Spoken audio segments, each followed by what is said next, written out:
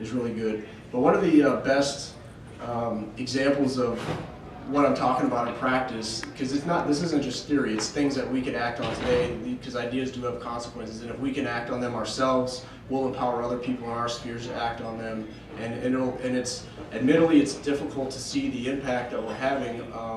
You know, it's not a campaign, we don't have a date that we're saying, oh, we got to do this by this time, or yes, we got this bill passed. I'm talking about like from the bottom up and sharing ideas, so it's tough to measure the spread of them and the depth of their impact, but it definitely happens, and it's the surest way to bring about this peaceful evolution that I know about. I definitely don't want to engage in some violent conflict and things like that. So one of the an example that I can point to today it's not definitely not a one-to-one 100% sort of agorist outfit, but it's a group in Detroit called the Threat Management Center.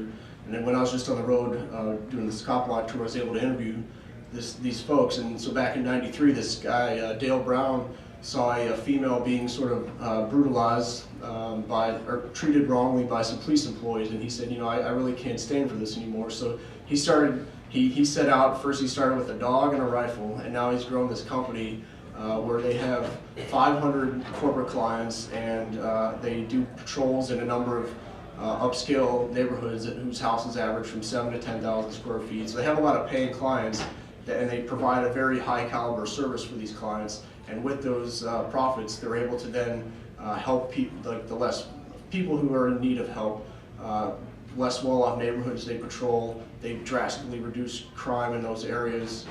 They escort, let's say, women who are going to court over an abusive situation as volunteers. If somebody is being harassed by an ex, they'll send one of their volunteers to their house, and they'll stay at their house for a week. You know, they'll just sort of be based out of there. They have a rifle, and it's very, you know, truckers were getting hijacked. They would ride shotgun with truckers, you know, and deter them from being stolen from. And he's also at the same time. For him, it comes down to psychology, and it's this message that he says, and I agree with, is ultimately based on love. It's not out of hate. And so he has trained police employees in the Detroit area for over a decade now, and he works with, every week he has a course, and he invites police employees in, and he trains them on this psychological ways to approach a situation. And he says, today police, their primary motivation oftentimes is to get home to their family.